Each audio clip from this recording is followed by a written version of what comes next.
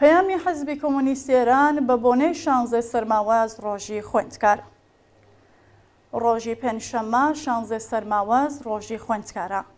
ئەمڕۆ ڕێک 7 ساڵ بەسەر ئەو ڕۆژەدا تێدەپەڕێت کە هێزەکانی گاردی شاهنشاهی ڕژە نێزنا و زانکۆی تاران بۆ ئەوەی خۆپیشاندانی ئاشتیانەی خوێندکاران لە دژی کودتای کۆنەپەرستانەی محەممەد ڕەزا شاو ڕێکخراوەستی خۆرگەکانی ڕۆژاوا سەرکوت بکەن.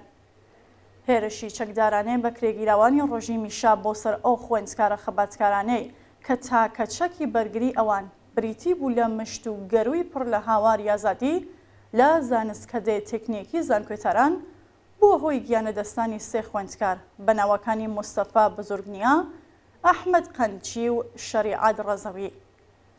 لەو ڕۆژەوە تا ئێستا 16 سەرماوەز بووەتە ڕەمزی بزوستنەوەی خوێندکاری لە ئێران.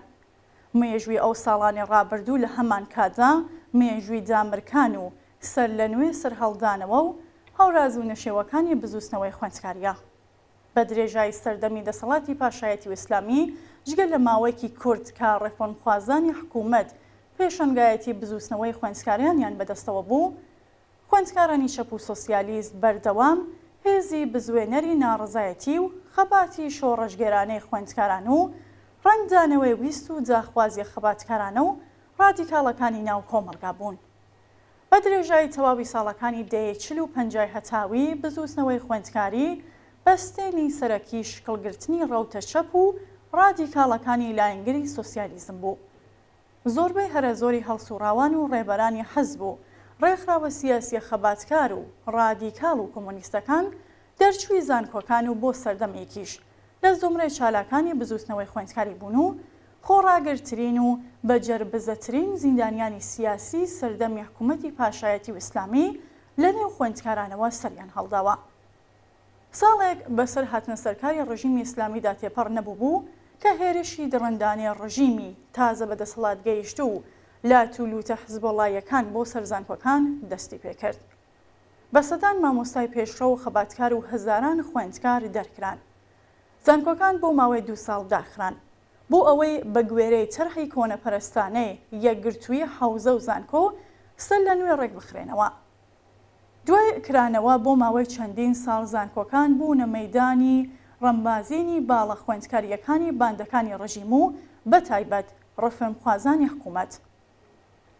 خۆڕاگەری و سەرکوتی خوێناوی ئەم بزوستنەوەیە بووە هۆی ڕێنوێنەوەی وەهمی بەشێک لە بزوستنەوەی خوێندکاری و لە ئاکامدا دابەشبوون و جەمسەرگیری ئەم بزوستنەوەیەی لێکەوتەوە. شکستی بزوستنەوەی سەوز بریتی بوو لە دوایین هەوڵی باڵەکانی ڕەفرمخوازانی دوورخراوە لە حکوومەت لە ناو بزوستنەوەی خوێندکاریدا. دوای بێهیوابوونی زۆربەی هەرە زۆری خەڵکی ئێران لە میکانیزمەکانی دەنگدان و هەڵبژاردن بۆ گۆڕینی بارودۆخی هەبوو، هەروەها تێپەڕاندنی فریوکارانەکانی ڕەفرمخوازانی حکوومەتی، خوێندکارانی یاوەر و هاوپەیمانی بزوستنەوەی کرێکاری، مامۆستایان، نەتەوەستەم لێکراوەکان، ژنان و ڕووناکبیران ڕۆڵێکی پێشڕە و پێشەنگانەیان لە ڕەوتی گشتی خەبات و ناڕزایەتیەکان لە ئێراندا هەبووە.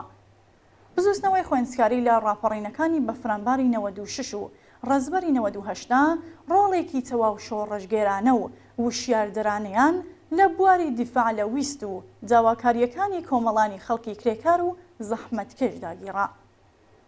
ئیسلاح تەلەب ئوسوولگەرا ئیتر تەواوە مەجەرا لە ناخی خەبات و ناڕزایەتیەکانی بزوستنەوەی خوێندکاریەوە سەری هەڵدا. خوێندکاران پشتیوان و یاوەری شێلگیر و بەردەوامی بزوستنەوەی شۆڕەشگێرانەی ژن ژیان ئازادی بوون و لەم ڕێگایەشدا زۆرترین ئەزیەت و ئازار و سەرکوتیان تەحەمڵ کرد. لە هەلومەرجێکدا کە ژنانی ئازادی خوازە لە مەیدانە جۆراوجۆرەکانی خەبات لە دژی کۆنەپەرستی ئیسلامیدا سنگیان کردووەتە قەڵغان و مامۆستایان، خانەنشینان، کرێکاران، بێبەشان و ستەم لێکراوان ڕێگەی داخوازیان گرتووەتە بەر، بە شێوەیەکی سروشتی دەبێت چاوەڕوانی ئەوە بکرێتکە بزوستنەوەی خوێندکاریش کە خاوەنی گەلێک ئەزمون و نەریتی خەباتکارانەی بەنرخە خۆی لەگەڵ کەش و هەوای گشتی کۆمەڵگا و ویست و داواکاریە ڕەواکانی بێبەشان و ستەم لێکراوان هەواهەنگ بکات.